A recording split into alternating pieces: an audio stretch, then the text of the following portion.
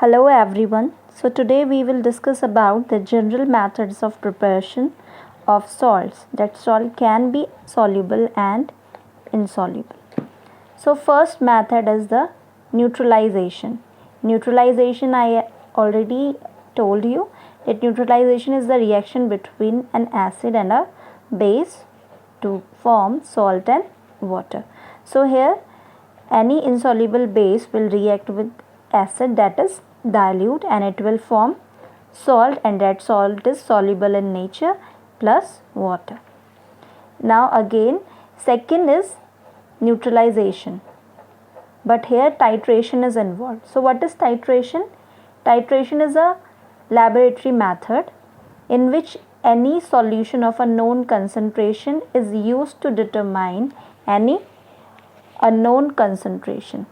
Okay, any solution of unknown concentration, and this titration method we are using to check how much amount of acid is used to neutralize a particular base.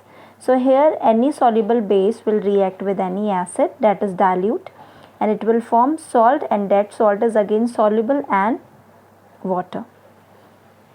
Now the next method is displacement method. Displacement method, as you all know, here the more reactive metal will displace the less reactive metal. So here any active metal, it will react with an acid, that is dilute, and it will form salt, that is soluble plus hydrogen.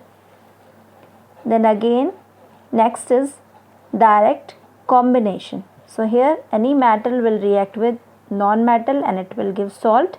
That salt can be soluble and can be insoluble in nature.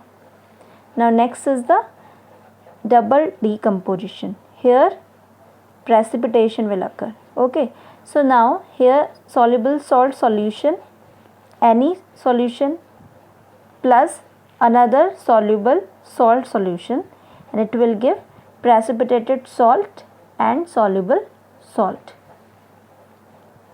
Now some method is here in which decomposition occurs by acids.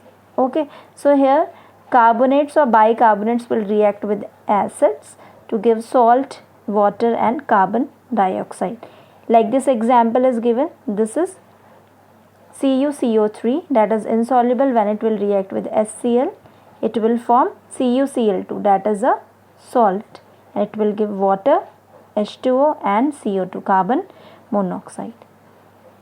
Now next is chlorides and nitrate. When chlorides and nitrate, they will react with an acid, and that acid is concentrated.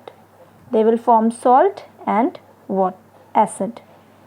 Now example is given of sodium chloride when it will react with sulfuric acid, and conditions are also given. Temperature, it should be less than 200 degree Celsius. Okay, then it will form NaHSO4 plus HCl. So these are some methods for the preparation of salt. Now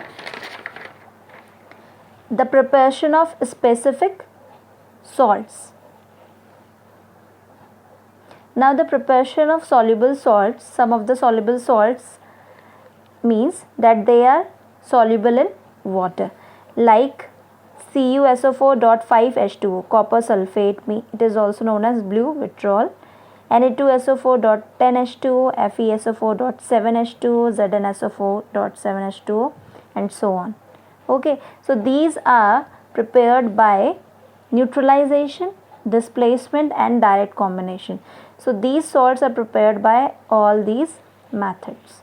Now the preparation of insoluble salts. Insoluble salts means they are not soluble in water, like PbCl2, CaCO3.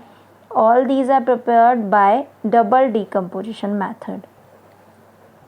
Now recovery of soluble salts. How the soluble salts can be recovered? The salt formed are in aqueous solution and so must be recovered from this solution. We know that the salt are formed by the aqueous solution, that's why they should be recovered.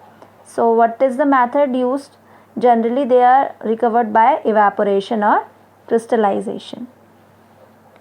Now evaporation is generally used when the salt can withstand dry heating, and crystallization when the salt is decomposed by dry heating. Okay, so when we use evaporation, when the salt can hold the dry heating, and when we use crystallization, when the salt is decomposed by dry heating. Like nitrates and sulfates, they are generally recovered by crystallization. Okay, so these are the preparation of the specific salts.